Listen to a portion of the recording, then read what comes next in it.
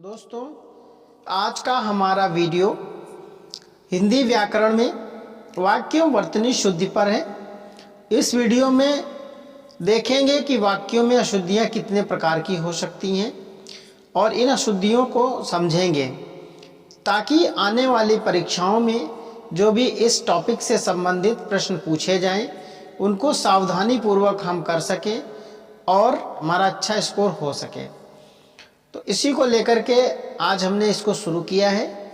आशा है कि आप लोगों को ये पसंद आएगा और इसमें जो है और इससे आप लाभ उठाएंगे और जो है इसको अच्छे से समझिएगा ताकि आने वाले कोई भी परीक्षा आती है, कोई भी एग्ज़ाम आता है, किसी भी एग्ज़ाम में आप अच्छे से इसको समझ के कर सकें और होने वाली गलतियों से बच सकें और एक अच्छा स्कोर कर सकें।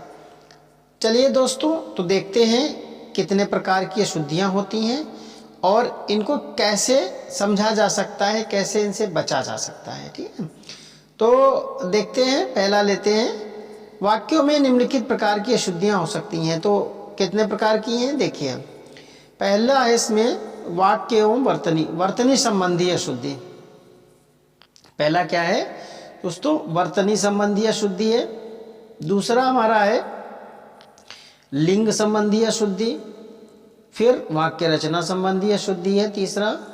चौथा शब्दों के दोहराव संबंधी अशुद्धि। पांचवा शब्दों के सार्थक प्रयोग संबंधी अशुद्धि। छठा है विशेषण और विशेष संबंधी और सातवां है कारक संबंधी अशुद्धि। तो ये 7 प्रकार की अशुद्धियां हैं। इनको एक एक करके देखते हैं। पहला हमारा है वर्तनी संबंधी अशुद्धि। तो वर्तनी संबंधी अशुद्धि कौन कौन सी हैं, क्या इसमें वर्तनी में अशुद्धियां होती हैं? ठीक है, पहला है जो शब्द संस्कृत में जैसा लिखा जाता है हिंदी में उसका वैसा ही लिखा जाता है। तो हिंदी में उसे वैसा ही लिखा जाता है। इसके कुछ नियम भी हैं, जैसे एनसीईआरटी का जो नियम है वो क्या कहता है, आकारांत स्वरात्मक है तो एकारांत और इकारांत भी स्वरात्मक होगा। जैसे आकारांत का मतलब यहाँ हुआ में बड़ा आ, आकारांत बड़ा आ अगर आता है अंत में तो हुए और हुई होगा, यानी कि जो इसका परिवर्तन होगा किसमें, लिंग में या वचन में। तो लिंग और वचन में परिवर्तन उसके अनुसार होगा, जैसा कि शब्द के अंत में आया होगा आकारांत या ईकारांत। तो इसमें हुआ है तो हुए और हुई का प्रयोग किया जाएगा। अगला है गया। तो गया में क्या है, इसमें व्यंजनांत है। ये स्वरात्मक नहीं है, ये व्यंजनात्मक है, यानी व्यंजनांत है और इसमें या में मात्रा आई है, बड़ा की मात्रा या में प्रयोग की गई है। तो ये या की मात्रा प्रयोग, या में मात्रा प्रयोग होने के कारण जो आया है गए और गई, यानी कि इसके अंत में या ए और ई, या पे ए की मात्रा, ई पे मात्रा का प्रयोग किया गया है।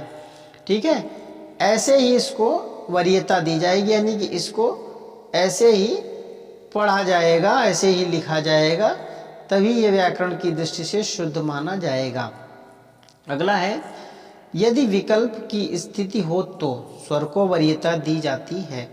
यानी कि जब विकल्प की स्थिति, विकल्प चयन की अगर स्थिति पैदा होती है तो स्वर को वरीयता दी जाएगी, यानी कि गए सही माना जाएगा और गए गलत माना जाएगा जहाँ विकल्प की स्थिति पैदा होगी। स्थाई सही है, स्थाई यहाँ गलत है। यहाँ संस्कृत शब्द को वरीयता दी जाएगी और जो हिंदी शब्द है, यानी कि जो संस्कृत से अपभ्रंशित रूप उसका है, उसको वरीयता नहीं दी जाएगी। ये ध्यान रखना है। आगे बढ़ते हैं, इसके आगे देखते हैं। अकारांत शब्द का एकारांत तथा इकारांत बनाते समय स्वरांत शब्द के लिए क्रमशः ए और ई, बड़ी ई का प्रयोग करते हैं। व्यंजनांत शब्द के लिए ये और ई का प्रयोग करते हैं, यानी या पे ये और ई की मात्रा का प्रयोग करते हैं। संस्कृत शब्दों में यथावत लिखा जाता है, जैसे स्थायी, गायिका, नायिका, कवित्री, भावुक आदि। आगे बढ़ते हैं। हिंदी में पंचमाक्षरों के लिए के स्थान पर बिंदी का प्रयोग किया जाता है। बिंदी का प्रयोग मान्य है, परंतु जहाँ संस्कृत शब्दों का प्रयोग आएगा, संस्कृत शब्द जहाँ होंगे वहाँ पंचमाक्षरों का प्रयोग किया जाना चाहिए। पंचमाक्षरों का प्रयोग मतलब हुआ जाकर के जैसे चंचल लिखना है, तो जब हिंदी में लिखा जाएगा इसको चंचल को, तो हिंदी में चंचल,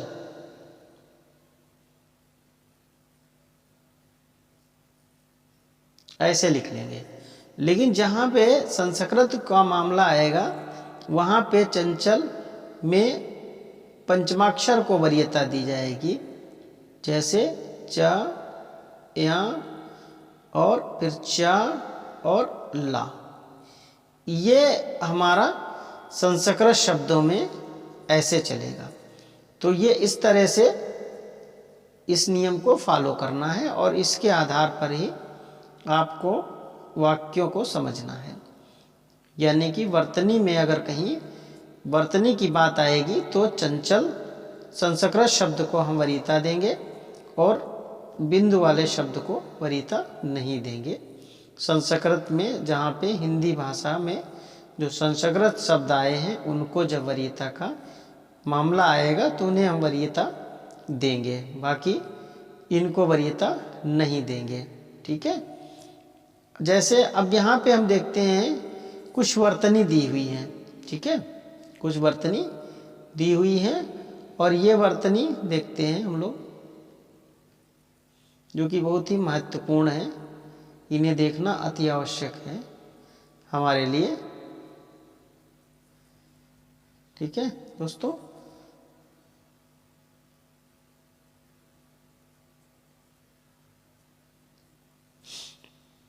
आशीर्वाद, आशीष, श्रृंगार, श्रृगाल, भ्रमर, अनुगृहीत, उच्छृंखल, शासन। तो ये जो वर्तनी है, जैसे आशीर्वाद है तो इसको आशीर्वाद पढ़ा जाता है। बहुत जगह पे आप देखेंगे आशीर्वाद ऐसे लिखा मिलता है, ये इस तरह से ऐसे लिखा मिलता है, जो कि गलत होता है। ठीक है, ऐसे ही आप देखेंगे आशीष लिखा होता है। कैसे? आशीष।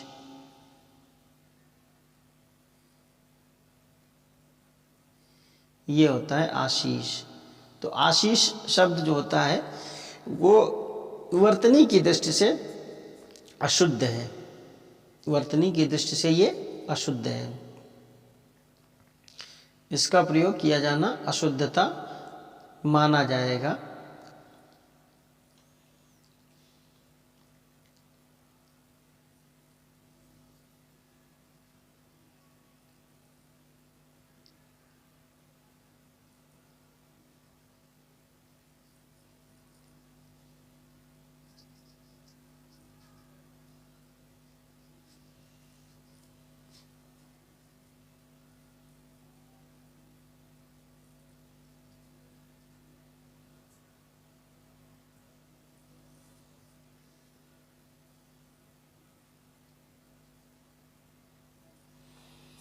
जैसे श्रृंगाल श्रृंगार है तो श्रृंगार श्रृंगार लिखा जाता है।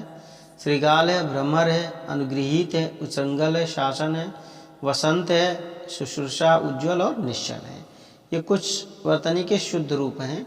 आगे देखते हैं। संन्यास है, अधीन, निष्फल, प्रज्वल, मैथिली शरण, अहल्या, अंतर्धान, कौशल्या, कैकेयी, अंत्याक्षरी और द्वारका। लिंग वचन संबंधी कुछ अशुद्धियाँ होती हैं। लिंग वचन संबंधी अशुद्धियों में क्या होता है, ये कुछ शब्द जैसे होते हैं सदैव पुल्लिंग में आते हैं। तो जो शब्द पुल्लिंग में आते हैं, सदैव पुल्लिंग में आते हैं, उनको हमें ध्यान में रखना है कि कौन से शब्द ऐसे होते हैं जो सदैव पुल्लिंग में प्रयोग किए जाते हैं। जैसे बिच्छू है, पानी है, भेड़िया है, कबूतर है, भालू है, मगरमच्छ है, मच्छर है, बाज है, तोता और कौवा। ये शब्द हमेशा पुल्लिंग में प्रयोग किए जाते हैं। इन कुछ विशेष शब्दों को ध्यान में रखना है। और इसके अलावा कुछ शब्द ऐसे होते हैं जो सदैव स्त्रीलिंग में प्रयोग किए जाते हैं। कौन से स्त्रीलिंग वाले शब्द हैं उन्हें भी ध्यान रखना है, जैसे मक्खी है, मछली है, चील है, आत्मा है, मैना है, कोयल है, गौरैया है, चिड़िया है और दी है। ये शब्द हमेशा क्या है, स्त्रीलिंग में प्रयोग किए जाते हैं। लेकिन कुछ शब्द ऐसे होते हैं जो सदैव एक वचन में प्रयोग किए जाते हैं। हिंदी में ऐसे कुछ शब्द हैं जो सदैव एक वचन में प्रयोग किए जाते हैं, उन पे ध्यान देना है। वचन लिंग संबंधी अशुद्धियों में वचन पे ध्यान देना है और लिंग पे। जो सदैव स्त्रीलिंग में प्रयोग होते हैं उन शब्दों को याद रखना है। जो शब्द हमेशा पुल्लिंग में प्रयोग होते हैं उन्हें ध्यान रखना है। हिंदी में एक वचन में जो प्रयोग होते हैं उन्हें ध्यान रखना और बहुवचन वाले शब्दों का। तो एक वचन में सदैव प्रयोग होने वाले शब्द हैं जैसे दूध है, दही है, एकल आकाशीय पिंड है, धूप है, छाँ है, ईश्वर के पर्यायवाची नाम है, बिजली है, बदली है, पानी है। ऐसे कुछ शब्द हैं जो सदैव एक वचन में प्रयोग किए जाते हैं। ऐसे ही कुछ शब्द ऐसे होते हैं जो सदैव बहुवचन में होते हैं। तो बहुवचन में जो प्रयुक्त होने वाले शब्द हैं उनमें जैसे बादल है, दर्शन है, आंसू, होश, प्राण, बाल, हस्ताक्षर और शरीर के वे अंग जो एक से अधिक होते हैं, जैसे आँखें हैं, कान है, कान है और सम्मानित व्यक्तियों के नाम आदि हैं। जैसे पिताजी आए हैं तो पिताजी आया है कहना गलत होता है, या गुरुजी आए हैं तो गुरुजी आए हैं ये कहना उचित होता है। गुरु आया है या पिता आया है ऐसा कहना उचित नहीं होता है। सम्मानित व्यक्ति होते हैं और इनके नाम में बहुवचन का प्रयोग किया जाता है। ऐसे शरीर के अंग हैं, जैसे आँख से आंसू निकल आया, तो आँख से आंसू निकल आया ये गलत होता है, आँखों से आंसू निकल आए ऐसा कहना सही होता है व्याकरण की दृष्टि से। ठीक है दोस्तों, आगे देखते हैं। यदि वाक्य में कर्ता या कर्म समूह में आए हों और सभी शब्द लिंग के हों और समान लिंग के हों तथा उनमें वचन भेद ना हो तो क्रिया का प्रयोग उसी लिंग में पुल्लिंग में, स्त्रीलिंग का स्त्रीलिंग में, बहुवचन में होता है। जैसे सुरेश और रमेश पढ़ते हैं, तो सुरेश और रमेश यानी कि ये कर्ता समूह में आए हैं और तो उनका जो कर्म होगा वो उससे यानी कि उसकी क्रिया जो होगी वो उनके वचन और लिंग के आधार पर क्रिया का प्रयोग किया जाएगा। सीता और गीता खेलती हैं तो इसमें स्त्रीलिंग अगर है तो स्त्रीलिंग ही इसकी क्रिया का प्रयोग किया जाएगा। आगे देखते हैं, यदि समूह में लिंग भेद है। अब क्या है, यहाँ पे लिंग का भेद है, यानी कि एक स्त्रीलिंग है तो दूसरा पुल्लिंग है, तो जो क्रिया का प्रयोग किया जाएगा वो पुल्लिंग में होगा और बहुवचन में होगा। जैसे राम सीता वन गए, तो राम सीता वन गए, या फिर पति पत्नी आए, पति आए पत्नी आई, या पत्नी पति आए तो पति पत्नी आए, मतलब क्रिया का प्रयोग बहुवचन में होगा और पुल्लिंग में होगा। आगे देखते हैं, ऐसे ही यदि समूह में लिंग भेद के साथ वचन भेद भी है, यानी कि क्या है, लिंग भेद तो है ही है, साथ ही वचन भी भेद है, तो क्रिया का प्रयोग अंतिम कर्ता के अनुसार होगा। यानी कि अगर लिंग स्त्रीलिंग है, वचन बहुवचन में है, तो क्रिया का प्रयोग अंतिम कर्ता पे किया जाएगा। जैसे 2 बैल और 4 गायें मैदान में चर रही हैं, तो यहाँ अंतिम कर्ता क्या है, गायें हैं और मैदान में चर रही हैं।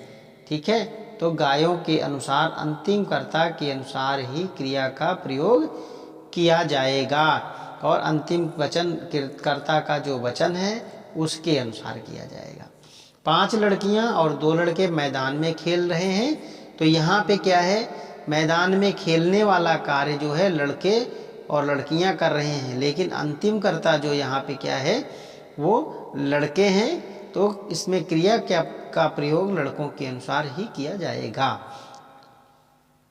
आगे है, यदि समूह में तीनों पुरुषों के सर्वनाम आए हों तो उन्हें प्रथम पुरुष, मध्यम पुरुष और उत्तम पुरुष के अनुसार क्रम में लगा करके क्रिया का प्रयोग उत्तम पुरुष के अनुसार करते हैं।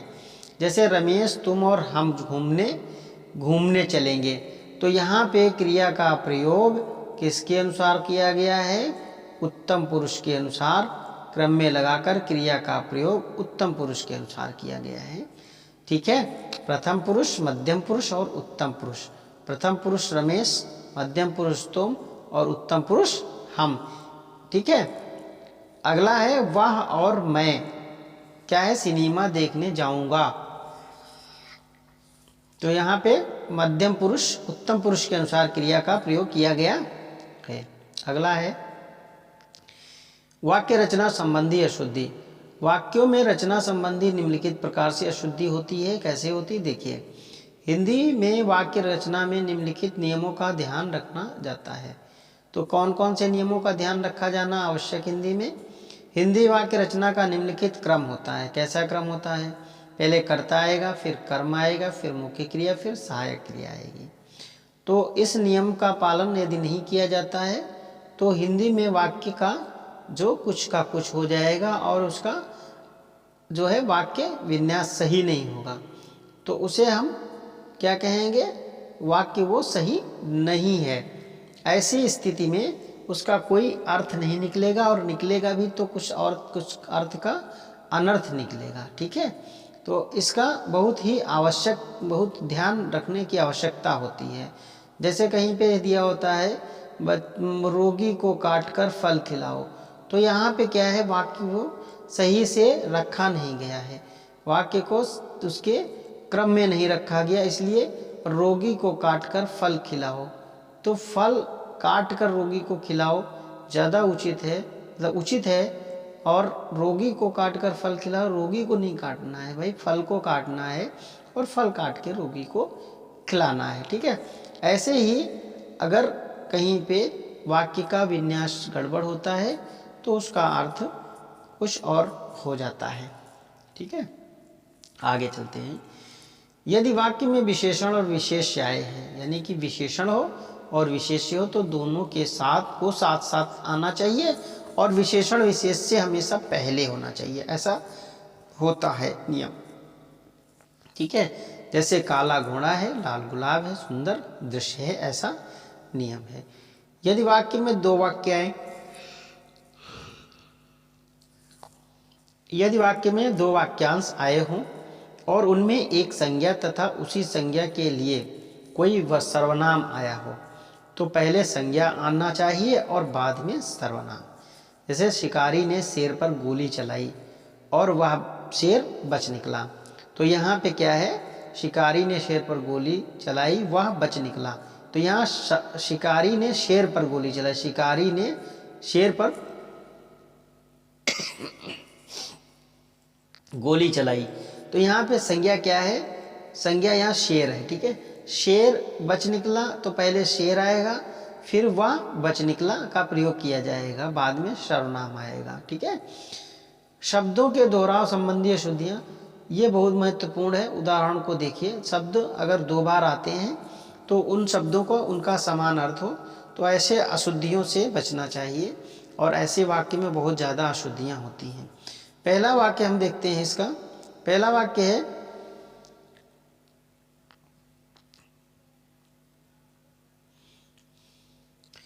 पहला वाक्य है अशुद्ध है, पिताजी शहर से वापस लौट आए। तो यहाँ पे वापस और लौटना, वापस आना और लौटना दोनों का अर्थ समान है, इसलिए इसमें क्या है, दोहराव संबंधी, यानी कि शब्द इसमें डबल कर दिए गए हैं। एक ही शब्द, एक ही अर्थ के दो शब्द प्रयोग कर लिए गए हैं, इसलिए ये वाक्य अशुद्ध है। ऐसी स्थिति में क्या है, पिताजी शहर से लौट आए या पिताजी शहर से वापस आ गए, तो ये है सही शब्द। ठीक है।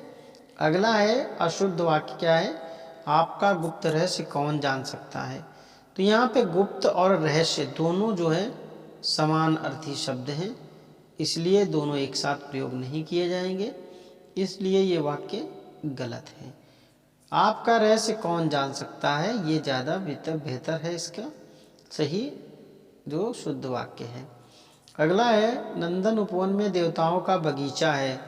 तो यहाँ पे उपवन और बगीचा दोनों का अर्थ है कि नंदन देवताओं का बगीचा कहना बेहतर है, इसका सही जो शुद्ध है वो।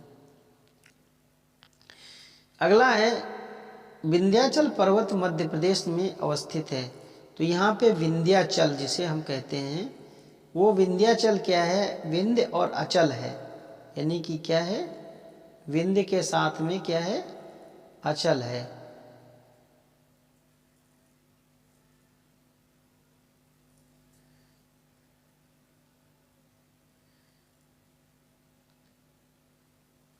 विंध्याचल, तो यहाँ क्या आ जाएगा, विंध्य